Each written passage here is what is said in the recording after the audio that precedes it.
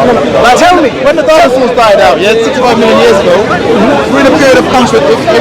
Like the evolution is accelerated very fast because the mammals took over. We had things like whales evolved and stuff like that. So us human beings, if the great asteroid didn't hit the Earth 65 million years ago, we wouldn't be here. So you're saying that, from what I understand, what you're trying to imply is it's been thousands of millions of years by natural things all around, without any conscious designer, without any intelligence, without any choice and volition involved. These precision assembly occurred. So that's what you're telling me, right? Yes. Okay. Natural selection. So if I leave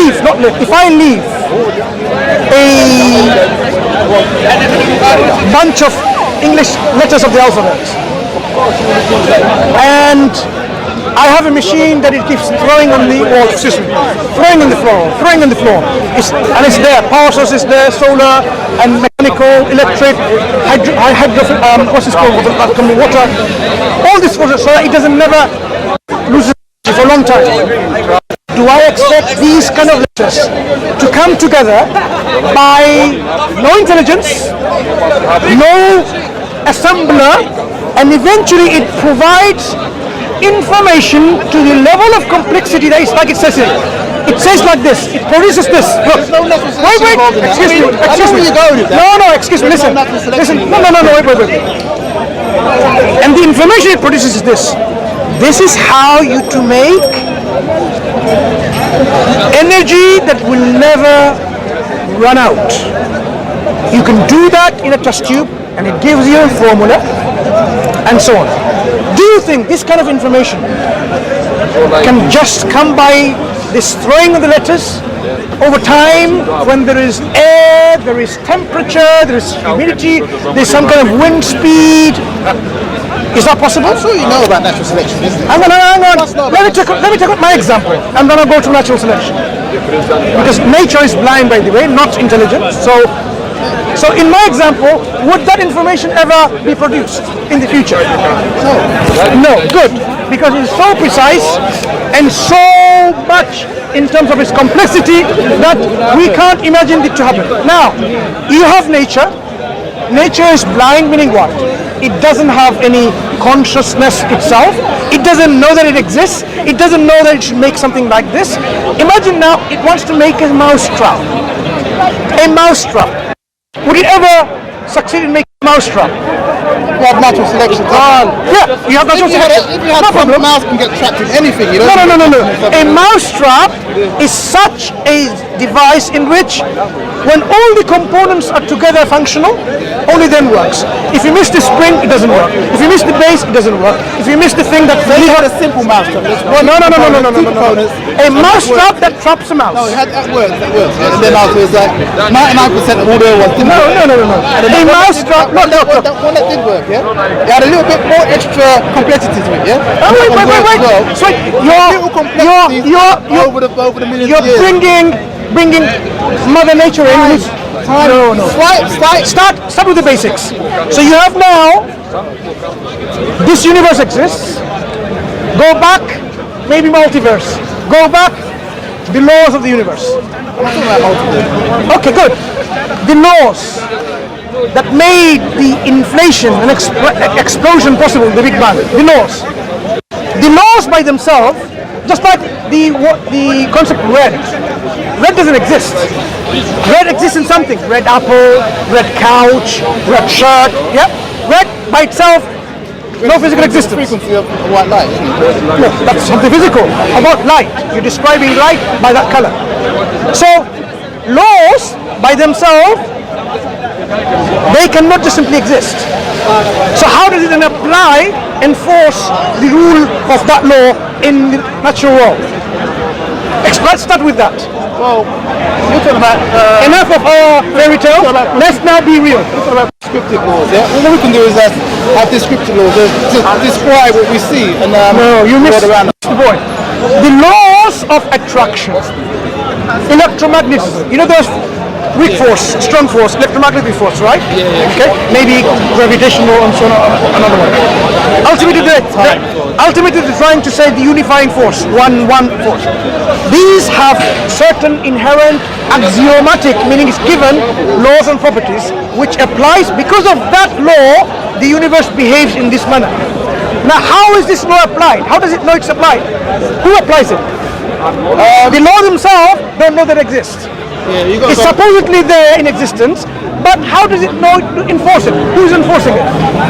Who's enforcing it? Yes. You're implying that it's a person or I'm asking, thing. how is a law being enforced? Well, you're talking about prescriptive laws, enforcing a prescriptive law. What do you mean prescriptive and descriptive? When you talk about scientific laws, laws are there which does things. It makes things attract to each other, like gravitons pull things to each other. The heavy object pulls the lighter objects and so on. That law is being applied. What is applying that law? Right, Enough of fairy tales. Let's go to say that the law of thermodynamics. Yeah, that's one of the laws that with the major fundamental laws. Yeah, the first law is energy cannot be created or destroyed. Where did that come from? In a closed system. Where did that come from? That's one of the observed laws. Where did that come from? Where did that come from? That's a descriptive law of what we see. It's not prescribed law. Does that, okay, now answer the question. Energy, did it always exist? Yes, that's what we said, the first law, it cannot be created nor destroyed. Good. So energy always existed. This energy transforms things into existence. Energy could transform into matter. That energy transformed and assembled everything later. Does this energy know it's conscious? Well, you know the equation, E equals mc squared, yeah? Energy equals matter times speed of light squared. Sure. So you can see that matter is in the equation. If you have matter, that law comes from where? It's one of the laws that we described. No. We've discovered that law. Yeah. That law originated from where? I say it originated from somewhere. It was there. No, it could be wrong. No. So it's like we have discovered a law. Yeah. What is the origin of this law? Not discovery, the origin. We don't know. But we do know that. Look. Either of a lawgiver. Not necessarily. You could say a lawgiver, a person or a thing with a brain that thinks and makes laws. Something that is enforcing that, look, E equals mc squared, not mc over 3. It's a precise law. That law to be there in the first place, I will ask, why is it there in the first place? How did it get there? Is it always there? So would you actually say, I don't know? Because there's a lot of things that we don't know. I don't know is not an answer. Right. When you go, look, I can appreciate that, but it's not the right answer. Right. When I go, let me tell you, Stephen, why. When you go to an exam, 10 questions. You don't know the answer, you say, you know what? For every single question you say, I don't know. At the end of the day, when the exam question is marked, do you expect to get 100% marks? No, because you give the right answer. But let's say you was taking an exam 4 years ago, yeah? And they asked, how does the sun burn? One of your questions. What makes the sun burn? I'm not going to go to a peripheral discussion. Nobody knew because nobody knew about nuclear fusion. So the correct answer would be, I don't know. Why does something exist rather than nothing? Because energy has always been there. That's as far as we know. Energy has always been there, and it made things in the future, like now, from the past, in an assembly which is organized and complex. Yeah? My heart tissue, organ, the tissue itself, made of cells which are different from my lungs. During embryonic development, those cells, they knew exactly where to go. And they knew exactly where to aggregate, and they made the heart. A precise engineered item. The thing is, wait. Some people's bodies, their cells don't know exactly where to go, and they don't survive. Exception.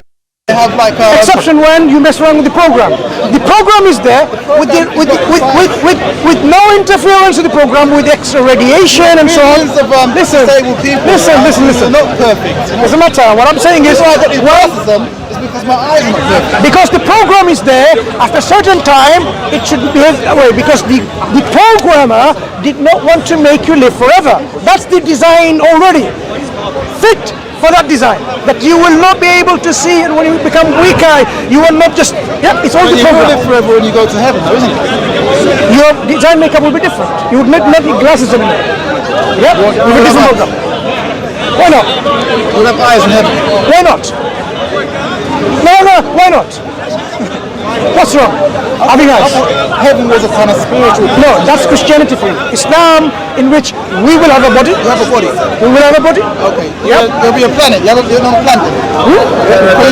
If a body, you need to have a planet to walk on. There will be an existent heaven where you can have your own gardens and you can have your own rivers, you can have your own palaces, you can have what you desire. You have your own planet. You can have what you desire. So, what's so illogical about it? But that's what Mormons say. Mormonism say you have your own planet. Yeah, it doesn't matter. So let's come back to the point. We're digressing. Let's come back to the point. When we talk about the energy, this energy made this universe such a precise assembly, so to such a level of precision. How many decimal places they're correct? Amazing. More than 22 decimal places. The first thing is energy made. When it started expanding, No, one second. it made hydrogen. It's the first element. And then it expanded. I want to go back to this, right? So, what makes more sense? That thing that always existed, that's what you're saying, energy. So now let's deal with that. Something that always existed, what are the properties that we expect it to have? Well, what they say is that the singularity was before the universe. It expanded from the singularity. That's not this energy. You're dealing with the product much later. The initial energy that always existed. Scientific knowledge, I'm giving you the scientific knowledge that we know so far. The energy that always existed. Yeah, it's a singularity of infinitely hot, infinitely dense energy. Okay? And then when it started expanding, then it condensed into the first element, like hydrogen. It's like E equals mc squared. So the first This energy, and then it condensed into stars. Stephen, this energy did not begin to exist. Correct? Yeah. So it is self-existing. If it's self-existing, whatever it has, physical properties, they're inherent. Can there be any limits to these properties? Is there anything that can limit it? I don't know. There cannot be, because it was always there. So there cannot be an external influence to limit it. So if this energy has, say, knowledge as a property, okay, let me ask you, why are you restricting properties of this eternal existence and saying that it cannot have consciousness or awareness? Because consciousness and knowledge is a product of our brain. We know that. No. If the energy wasn't, that thing wasn't self-aware, can it do anything? Can it do anything? I don't know. It can't. It doesn't even know it exists. We know that when it starts expanding. No. The expansion itself is not going to happen because it doesn't know it exists. How can it expand? We know the universe is still expanding. Stephen, you're not listening. With the Hubble. If this energy doesn't even know that it exists itself, it cannot then expand.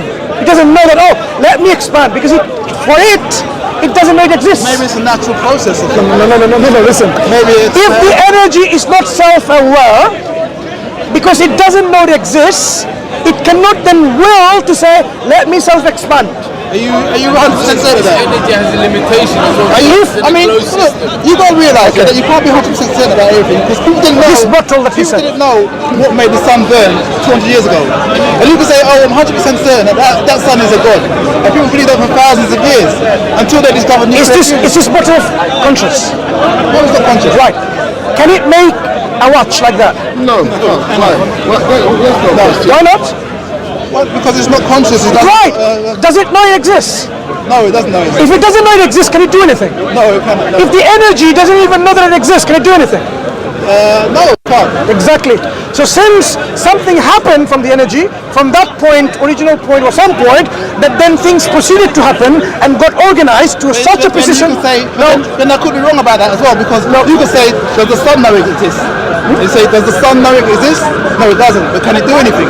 The sun is only doing what it's programmed to do.